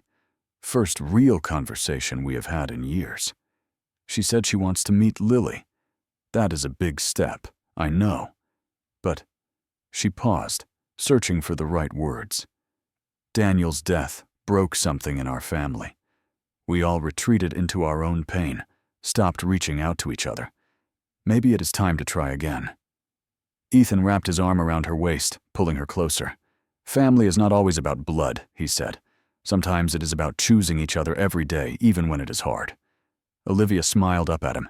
That sounds like something a very wise 6-year-old once said. She gets it from her grandmother. Eleanor appeared in the kitchen, then already dressed and ready for the day. She had become a permanent fixture in their lives, not living with them, but present often enough that Lily referred to Grandma's room without hesitation. "That child is going to wear out that poor dog," Eleanor observed, pouring herself a cup of coffee. "Cooper's tongue is practically dragging on the ground. She has energy to spare since we got her medication sorted out," Ethan said. The new insurance, Olivia's insurance, covered everything. Lily had not had a serious attack in months. Eleanor studied her son over the rim of her cup, her eyes holding that knowing look that mothers never seem to lose. "Your father would be proud," she said simply. "What you have built here. The man you have become." Ethan felt tears prick at his eyes. He had carried his father's memory for 23 years, had tried to live up to the example of a man who had given his life protecting others. "I hope so," he managed. "I know so." That evening after dinner had been eaten, and dishes washed, and Cooper walked Ethan tucked Lily into bed, while Olivia waited in the doorway. "Story time," Lily asked hopefully, holding up her well-worn copy of The Brave Little Lighthouse. Every night, Ethan promised. But tonight, Olivia came to sit on the other side of the bed. "Mind if I read it?" Lily's face lit up. "Yes, please." So Olivia read her voice, bringing the familiar words to life in new ways. And when she reached the part about the lighthouse standing strong against the storm, guiding lost ships safely home, her eyes met Ethan's over their daughter's head. "The lighthouse never gave up," she read, "no matter how dark the night or how fierce the storm, it kept shining its light, because that is what lighthouses do. They stand strong so others can find their way home." Lily's eyes were closing, sleep pulling her under, but she managed one more sentence before dreams claimed her. "We are lighthouses," she murmured, "our whole family. We stand strong together." Ethan and Olivia sat in silence for a moment, watching their daughter sleep. Then Olivia reached across and took his hand. "She is right. You know," she whispered, "that is exactly what we are." 9 months after the fire, on a Saturday afternoon painted gold by autumn sunshine, Ethan Cole finally did what he had been planning for weeks. The proposal planning had been a family affair. Lily had been sworn to secrecy with the kind of gravity that only a 7-year-old could bring to such matters. She had helped him pick out the ring during a covert shopping expedition, her small finger pointing decisively at a simple diamond that somehow managed to be both elegant and unpretentious. That one, she had declared. "It looks like Mommy Liv," Eleanor had cried when he told her his plans, then immediately begun making lists of things that needed to be done. Venues, dates, caterers, flowers. Ethan had gently reminded her that Olivia had not actually said yes yet. "She will say yes," Eleanor had replied with absolute certainty. "I have seen the way she looks at you. She will say yes." The location was Lakewood Park, the same park where Ethan used to bring Lily during their darkest days. They would sit by the duck pond and throw breadcrumbs, and Ethan would wonder how he was going to keep his daughter fed and housed and alive. Now the park was transformed by autumn colors, the trees ablaze with red and gold, the air crisp with the promise of change. They had spread a picnic blanket near their favorite spot, and Cooper was investigating a particularly interesting pile of leaves nearby. Olivia thought it was just a family outing, one of many they had enjoyed over the past months. She was relaxed and happy, her blonde hair catching the sunlight as she laughed at something Lily had said. Ethan caught Eleanor's eye and gave a small nod. His mother gathered Lily with a knowing smile. "Come on, sweetheart," Eleanor said. "Let us go see if we can find some ducks." But Grandma Lily protested. "I need to—" "The ducks," Eleanor repeated firmly, leading her away. Olivia watched them go with a puzzled expression. What was that about? "I need to talk to you about something," Ethan said, his heart pounding so hard he was surprised she could not hear it. "Is everything okay?" He took her hands in his, turning to face her fully. "A year ago," he began, "I ran into a burning building, without knowing who I was running toward. I did not think about the consequences, or the danger, or what it might cost me. I just knew that someone needed help, and I had to try." Olivia's expression softened, understanding beginning to dawn. "You changed everything that day," Ethan continued. Not because you gave me a job, or helped me fight Richard or any of the practical things. You changed everything because you showed me that I had not lost myself. That the man I thought died in that warehouse fire was still in there, still capable of love and hope and building something beautiful. He reached into his pocket and pulled out the small velvet box. You trusted me when you had every reason to be afraid. You opened your heart to Lily and treated her like your own daughter from the very first moment. You made us a family. He opened the box, revealing the ring that Lily had chosen. Olivia Hartwell, I love you. I love who you are and who you are still becoming. I love your strength and your vulnerability.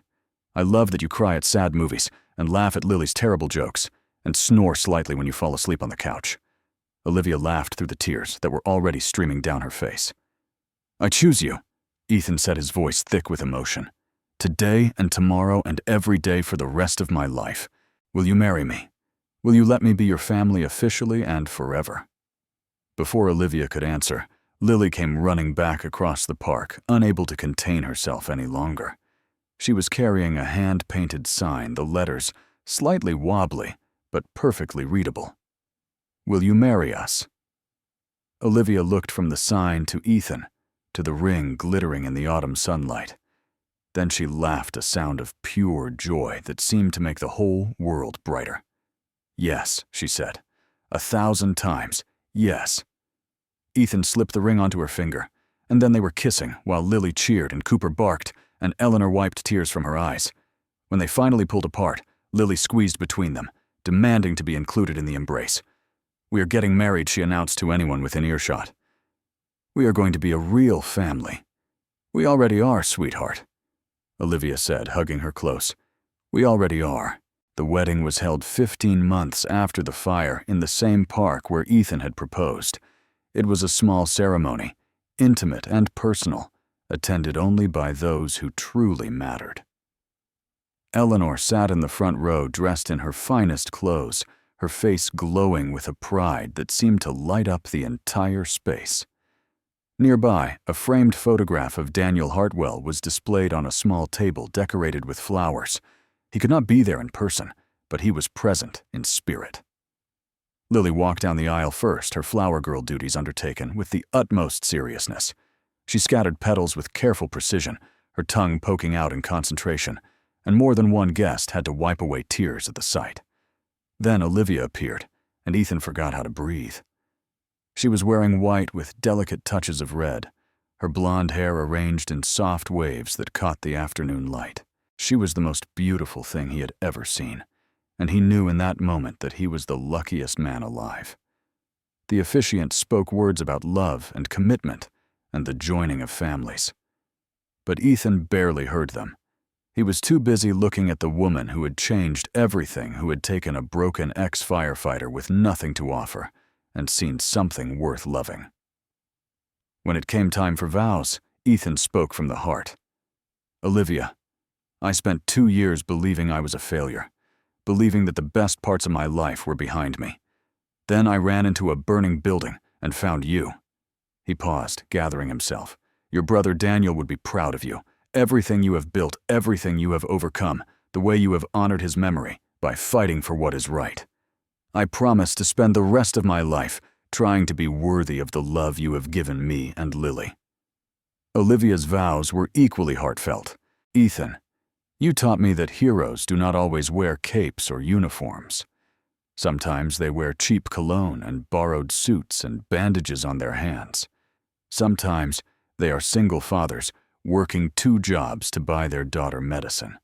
Sometimes they are the person who runs toward danger when everyone else runs away. She smiled through her tears. I love you for your courage and your kindness and your stubborn refusal to give up. I love you for being exactly who you are, and I promise to choose you every single day for as long as we both shall live. The officiant pronounced them husband and wife, and Ethan kissed his bride while their daughter cheered loud enough to scare the birds from the nearby trees.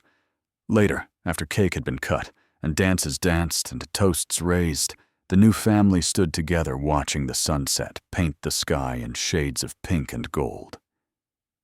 18 months after the fire, The small coffee shop where everything had started looked exactly the same.